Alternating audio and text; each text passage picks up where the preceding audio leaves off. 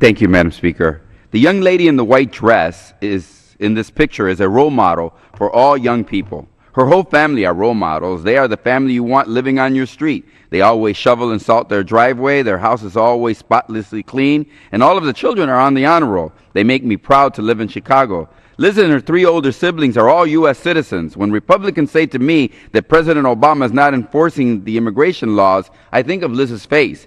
When the president says there's nothing more he can do to keep immigrant families together, I think of her face too. When citizens say to me that it really doesn't matter whether they vote or not, I want them to think of Liz. Liz has a father who is facing deportation. He's lived in the United States for more than 20 years and raised a beautiful, healthy, upstanding American family.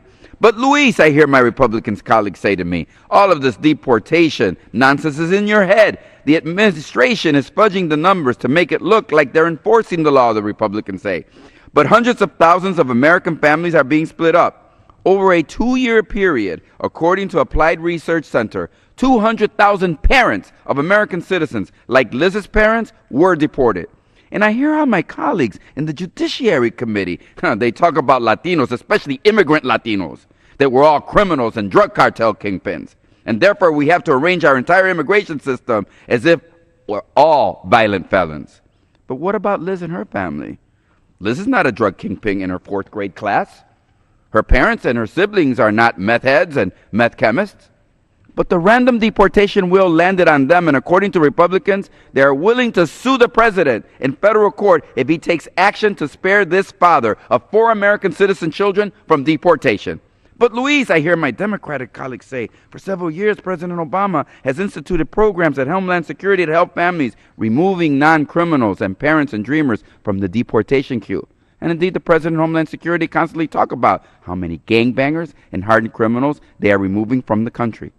But that doesn't change the reality for Liz or her family. That doesn't change the fear that family like Liz's face every day. People who have lived here peacefully and raised a proud American family are just a broken taillight or an unlucky encounter away from losing everything, losing their children. And what about going out and coming back in, quote unquote, the right way, end quote, as the Republicans always suggest? Despite 20 years in the U.S., despite 4 U.S. citizen children in his family who are willing to petition for their dad, Congress 2 decades ago made it impossible for this family to ever live together in the U.S. legally unless we change the law again.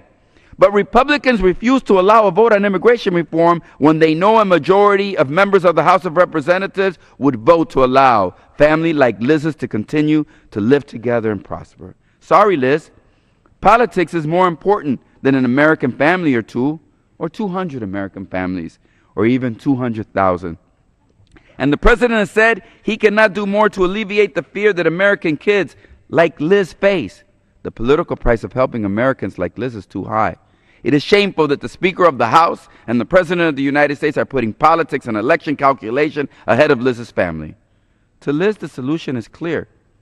If you will not act, she will. She said recently, no child should ever have to be separated from their parents. When I grow up, I want to be a U.S. Senator because I want to be in a position to help people when they need it and pass laws that are good for people. I wish my colleagues felt the same way this young lady Liz feels. I don't know if she'll ever be a U.S. Senator when she's eligible to run in 20 or 30 years. But I will tell you one thing I'm pretty sure of. In less than 10 years, she'll be old enough to vote.